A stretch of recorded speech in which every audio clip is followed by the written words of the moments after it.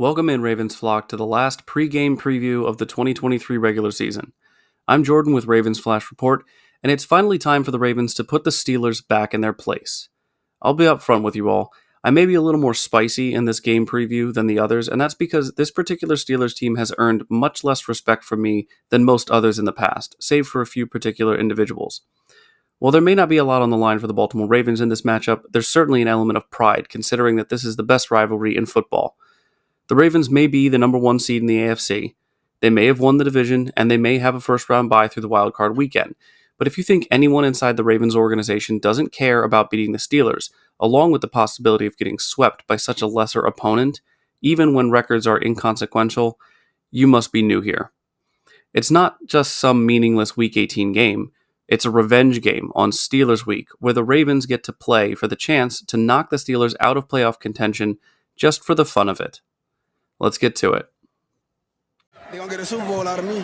Believe that. Believe that.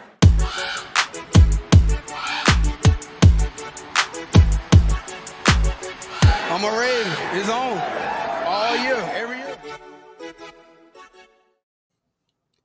As I said in the opening, this game doesn't have much significance when it comes to playoff seeding for the Baltimore Ravens. In fact, it changes literally nothing no matter what the outcome. You can see that this is the case since the Ravens have already come out and said that Lamar Jackson will not be playing in this game. On top of that, there may be more starters that dress but won't play, and we just don't know it yet. However, what is clear is that John Harbaugh is looking towards a home playoff game in the divisional round more than he is the Week 18 game. As he should, since the end goal of this team is the Super Bowl, not simply the best record in the regular season. And with a win, this game being the only way that the Steelers even have an outside chance of making the playoffs, John is not willing to risk a player like Lamar Jackson getting injured when a screaming TJ Watt tries to sack him by going low on his knees, or even tackle him in the open field by punching him in the head like he did to Zay Flowers. But maybe I'm sensationalizing these comments. After all, according to Watt himself, the NFL has something against him. The poor guy. Sounds rough.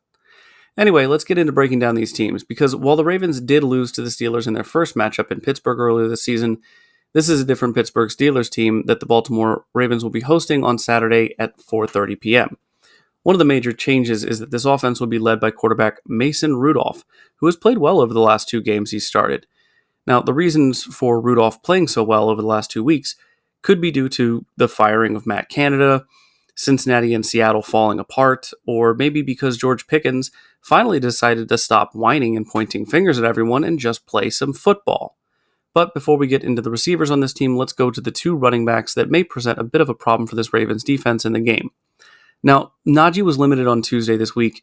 He was a do not practice on Wednesday and was a full participant on Thursday. So it looks like he's going to be ready for the game. But for me, it's not really Harris that the Ravens should be overly concerned with. Warren is the more threatening of the two running backs on this team, in my opinion. Not only because he's a better pass-catching back, but also he's faster at getting to the edge, which the Baltimore Ravens have had a bit of an issue with this season.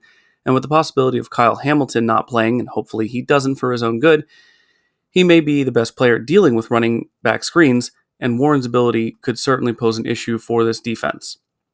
The Steelers' receivers are basically George Pickens, Deontay Johnson, and then a few others. So, to say that their passing attack this season has been lacking is probably equivalent to saying that their offensive game planning all season has been subpar. Obvious. Basically, if you're a defense and you can stop Pickens and limit Johnson, or even just Pickens, honestly, you effectively stop their entire passing attack.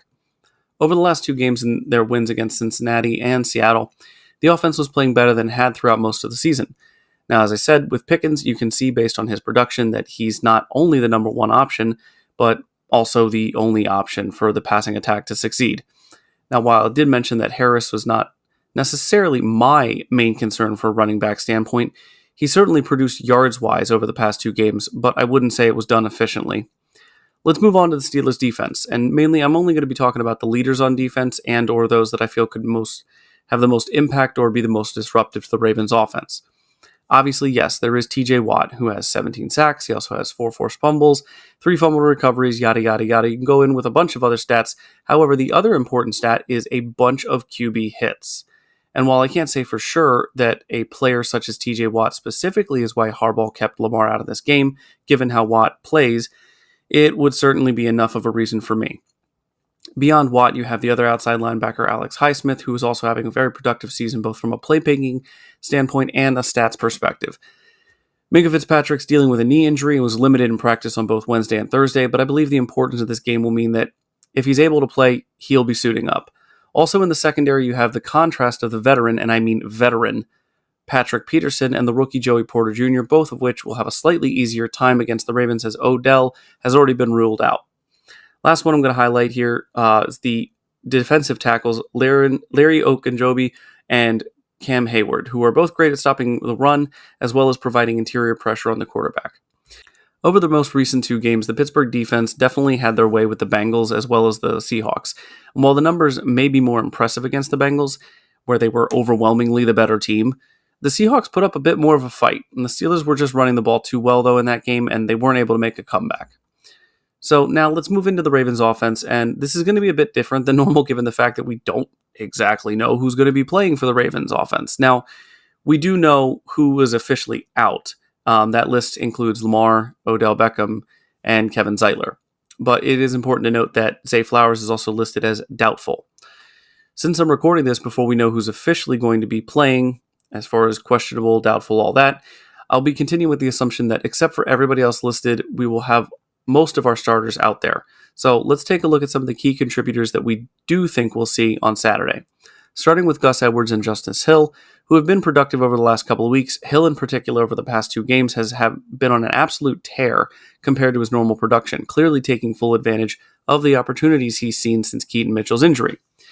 Gus has continued to be his usual solid self, continuing to be an overall juggernaut inside the 5-yard line, and while I do expect Hill to continue to play a big role, I also expect Gus to get a little more work than usual with Lamar sitting out.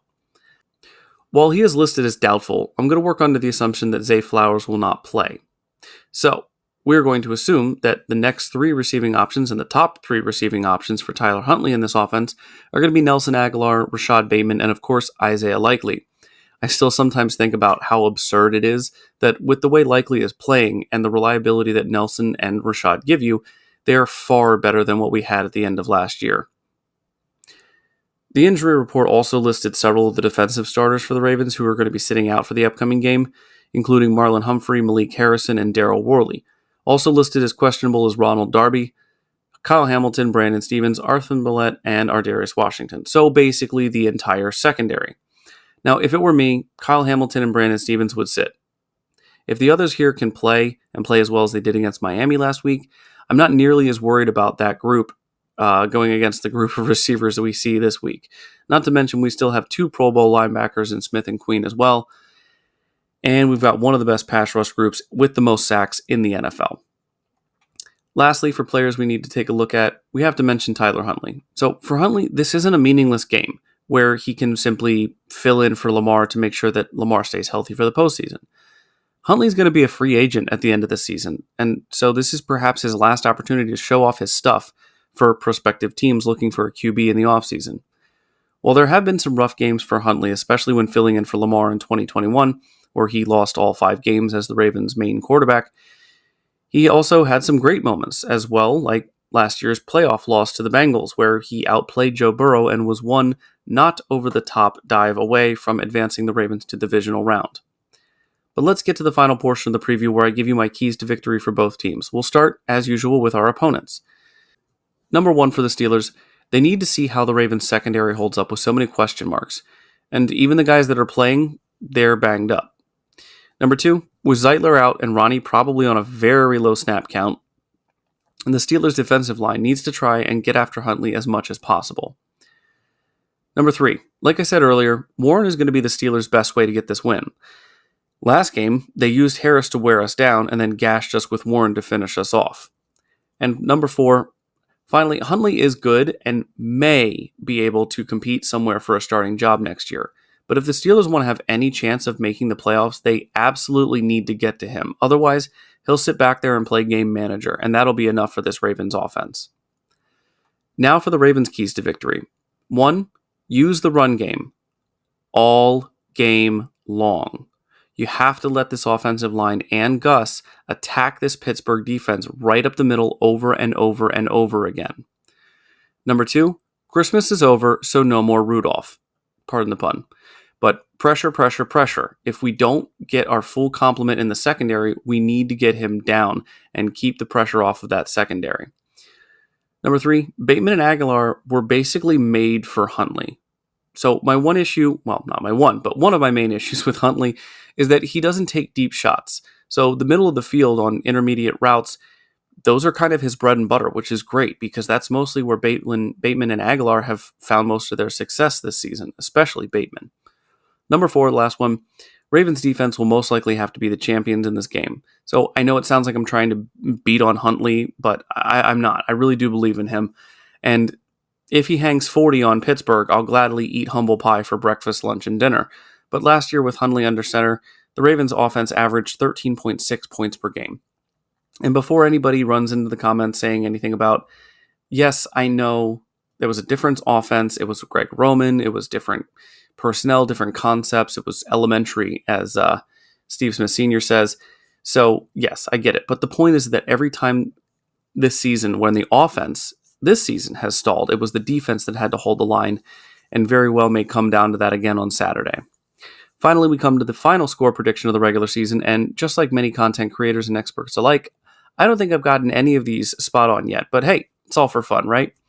And to no one's surprise, I will once again ride once more with my Ravens here, denying the Steelers their ray of hope into the playoffs with a 24-9 victory and starting the 2024 year off in the best way possible, beating the Pittsburgh Circles. And FYI, the Circles name is what my young son calls the Steelers after he saw the logo. So yeah, I thought it was cute, so I made the logo for him. Anyway, as always, guys, I want to hear your take on the game. I want to hear what your score predictions are for this final regular season game down below in the comments. As always, it's so fun making these videos for you guys. I've had a blast so far in my first season doing this, covering the Ravens. And yeah, I hope to see you all here again right after the game. So until then, stay safe and go Ravens.